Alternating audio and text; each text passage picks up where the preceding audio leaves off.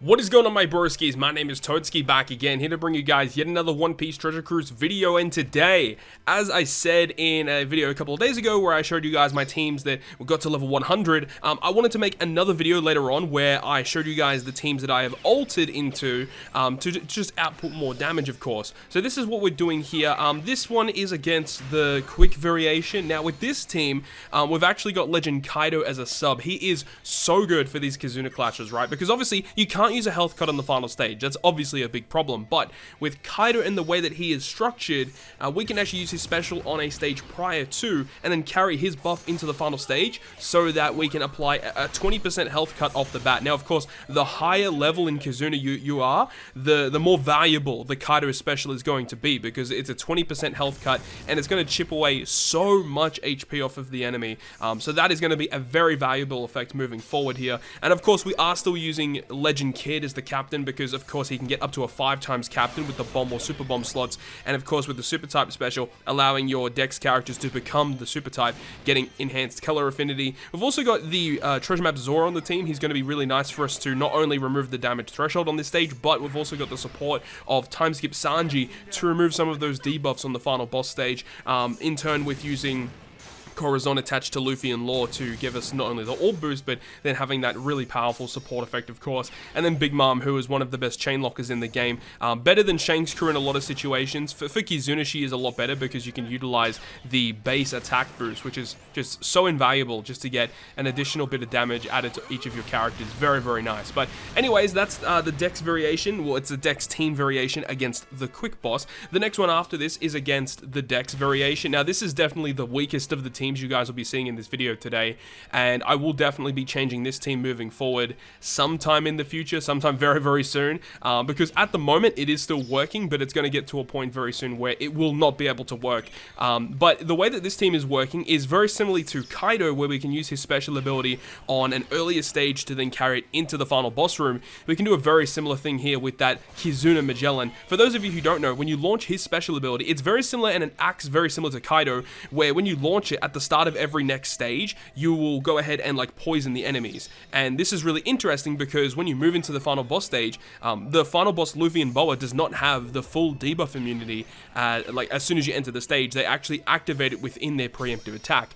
But when you have a special ability like Kaido or the Kizuna Magellan, these effects activate before the enemy's preemptive will activate. So you can poison the enemy as well as get the conditional boost that Magellan applies. And because they are poisoned, it will actually kill them through their resilience once we get them to that 1 HP at the very end. So it's really, really nice that you can do stuff like that. And of course, using Snake Man and Boa, both of which are boosted in the Kizuna, giving them additional stats, which is very good to have. And then obviously the double bow assist is for not only giving us a really good captain effect, getting attack boost, getting color affinity, but they're also ticket boosters, which obviously makes a big difference. And then once again, using Big Mom for all of her amazing chain boosting or chain locking mechanics.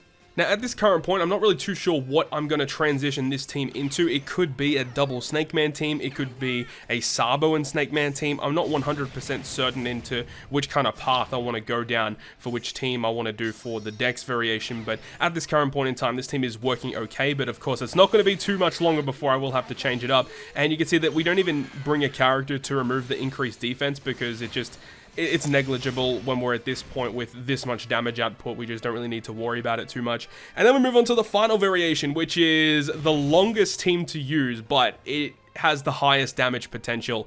Now, this is not the most optimal team for this variation, but I'll kind of discuss what I mean. So with this team, what you're seeing here, I do have some very key support characters, so make sure to go check out the very start of that clip there to get a better look at those support characters. But we do have access to Valentine's Nami attached to the Brook. We also have Legend Garp attached to the Kuzan. But what I mean by this team is not the most optimal, is that we can actually switch out that V2 Shanks for the brand new Kizuna unit that's debuted in this Kizuna clash, which is the Luffy and Boa character. Now, obviously, the real big downside here is that they are not max skill. They're only like a 23 cooldown is what is the lowest you can get them to at the moment. And also, when you use them in their Kizuna clash, there is no variation that reduces the cooldown of Sai characters, which is what Luffy is at the start of the fight.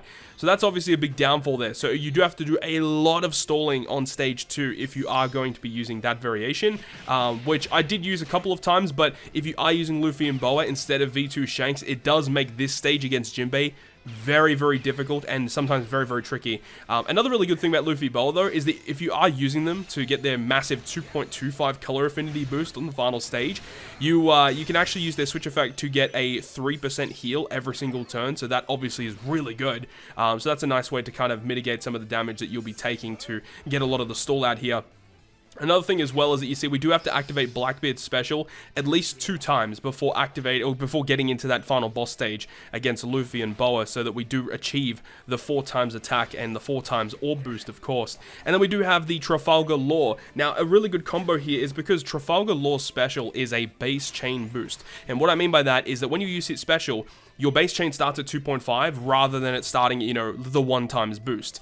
So your first attack is going to be, a base chain boost, then the first hit is going to allow you to get to a 2.5, then a 2.8, etc. Which means that Law's chain locking base chain boost, whatever you want to call it, can stack with other chain boosting buffs, which in turn, this Bone Kichi that we have on our team, that Brook character, is perfect because not only does he remove a bunch of the debuffs that we'll need to get rid of, as well as activating the Valentine Nami support, but he's also a chain booster, so you can use the chain boost of Brook alongside Law to get a really nice chain boost. And then of course when you hit with Blackbeard last, your chain is going to be significantly higher than using just a regular chain locker or a regular chain booster. Using these 2 characters together gives you a really, really high boost, and then Blackbeard himself is going to be the heavy hitter on this team, of course. Now, if you do have Luffy and Boa on the team, and I think if you have a Kizuna support, an assist support quest from a character from another account, you will get the 1.3 boost if you have that and Luffy and Boa on your team. I think this team can achieve over 800 million damage, which is absurd. So yes, this is going to be the best team in terms of damage output for all of the Kizunas, for this variation anyway. So that's what you should be looking forward to, and what you should be trying to aim to build, towards the later stages of the Kizuna Clash. But that is going to wrap this one up. I really hope you guys enjoyed this one, and if I end up changing my teams even further to get even more damage output, I'll make another video. But at this point, I don't think I'm going to make another video about the Kizuna Clash. It is going to be ending in about 2 days' time, so make sure to get all the farming done that you need to do. But hopefully you guys enjoyed this video today, and if you guys did enjoy it, make sure to go ahead and hit the like button. And if you want to stay up to date with all of the content that I post on my channel, including more One Piece Treasure Cruise content, make sure to hit the subscribe button down below. But on that, guys, I will see you guys within the next video.